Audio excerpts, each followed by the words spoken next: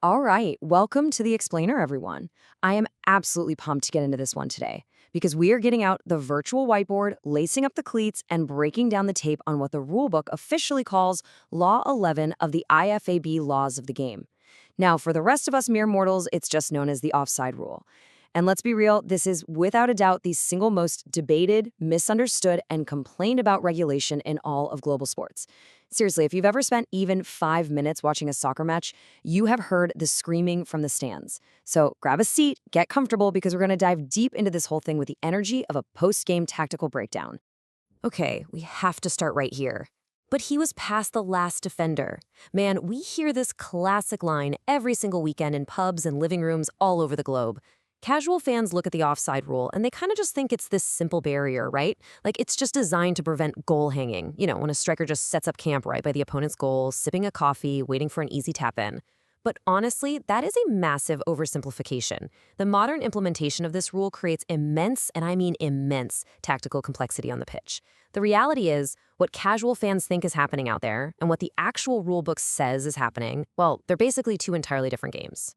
So let's get into it. Section 1, the core rule, the two-defender reality check. It is time to learn how the rule actually works rather than how you might think it works. Think of this exactly like a coach walking you through a playbook. For an attacking player to be in an offside position, they have to check 3 specific boxes, all at the exact same time. First up, they absolutely must be in the opponent's half of the field. Second, they have to be physically closer to the opponent's goal line than the ball itself is. And third, and this is the big one, guys, they must be closer to the goal line than the second last opponent. Now, you need all 3. If even one of those conditions is missing, boom, the player is onside. But wait a second, did you catch that specific phrasing on step 3? Let's actually zoom in on that for a second. This right here brilliantly exposes the massive blind spot almost all casual viewers have. People are always yelling, "He was past the last defender." But guess what? The rulebook doesn't actually say last defender. It very specifically says second last opponent.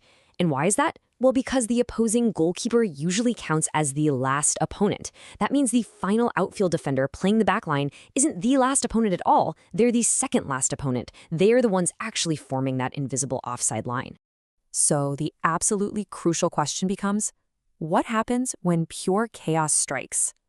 This brings us to a crazy exception that completely flips the traditional offside line totally on its head. Picture this. It's a late-game corner kick. A team is desperate for a goal, and the goalkeeper sprints all the way up the pitch into the opponent's penalty box. Well, if a counterattack breaks out the other way, that goalie is no longer back there holding down the fort. Because the goalkeeper is gone, an attacking player running full speed toward the empty net now needs 2 regular outfield defenders between them and the goal line just to stay onside. The rule doesn't care if you wear goalie gloves or not, it just strictly demands 2 bodies. Which brings us to Section 2, the freeze frame moment.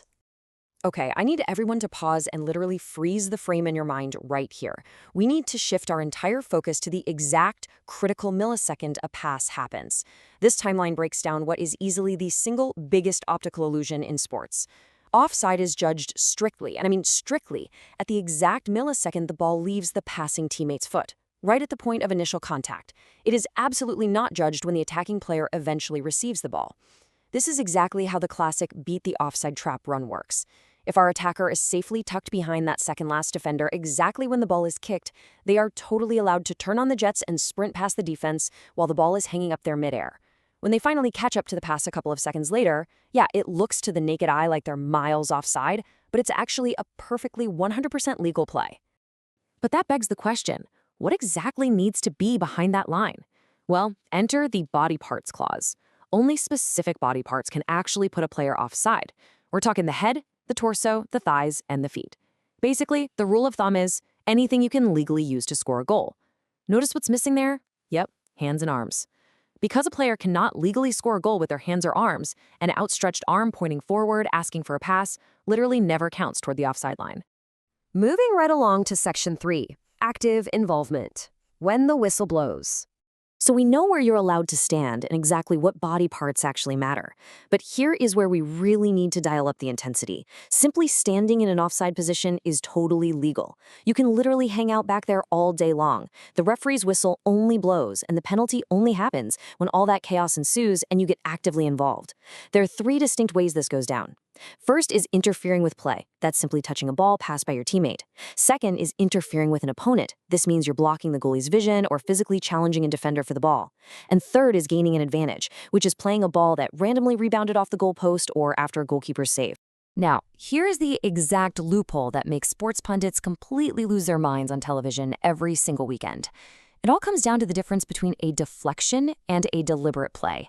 As we just went over, if a ball randomly deflects off a defender's leg or bounces off a goalie's hands right straight to an offside attacker, the attacker is penalized. The flag goes up. Offside. But what if the defender touches the ball on purpose?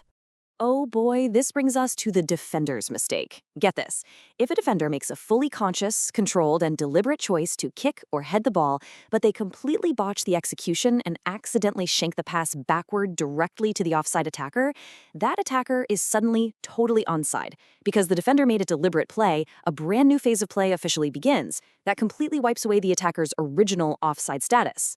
Now, I know it feels unbelievably unfair to the defense, but legally speaking, the defender just gifted them a perfect pass. All right, Section 4, the playbook safe zones, hard exemptions. Okay, after all that heavy tactical madness, let's give everyone's brain a quick breather.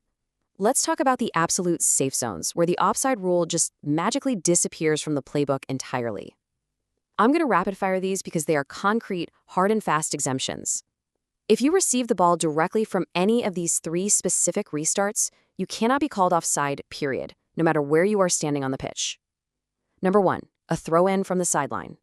Number 2, a corner kick. And number 3, a goal kick. That is it. You are totally 100% immune to the whistle on these 3 set pieces. And just to round this out, there are 2 final positional safety nets you've got to keep in mind. A player can never be offside if they are standing inside their own half of the field when the ball is kicked. Period. And, crucially, if a player is physically behind the ball when it is passed sideways or backward to them, they can never be offside. So if you got the ball down on the goal line and you hit a cutback pass slightly backward to a trailing teammate, you're golden. The offside rule literally does not exist in that scenario. Finally, Section 5, the VAR era.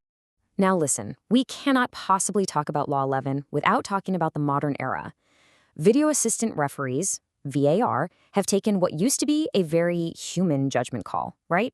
A linesman sprinting up the sideline just trusting their own eyes, and they've transformed it into a digital geometric calculation.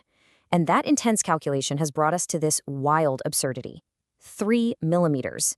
That tiny microscopic number basically defines the modern armpit offsides era. We now have these incredibly high frame rate cameras and Hawkeye tracking software drawing virtual, pixel-perfect lines on our broadcast screens. We are literally watching beautiful, highlight reel goals get entirely disallowed just because a striker's shirt sleeve was 3 millimeters past a defender's kneecap. Sure, it is mathematically accurate to the exact frame of video data, but man, it is causing absolute chaos among fans. Which brings us to our final and, frankly, super provocative question for you all today. Does pixel-perfect VAR ruin the natural spirit of the sport? Think about it. When we zoom all the way in to calculate the exact minute geometry of a kneecap versus a shoulder, are we destroying the spontaneous entertainment value of the game? Or, at the end of the day, is a rule simply a rule, and the math must be respected no matter what? That is the massive debate raging in the sports world right now. But hey, next time you hear a fan screaming their lungs out at the TV on a Saturday morning, you'll know exactly what the tape really shows. Keep questioning, keep analyzing, and I'll catch you on the next explainer.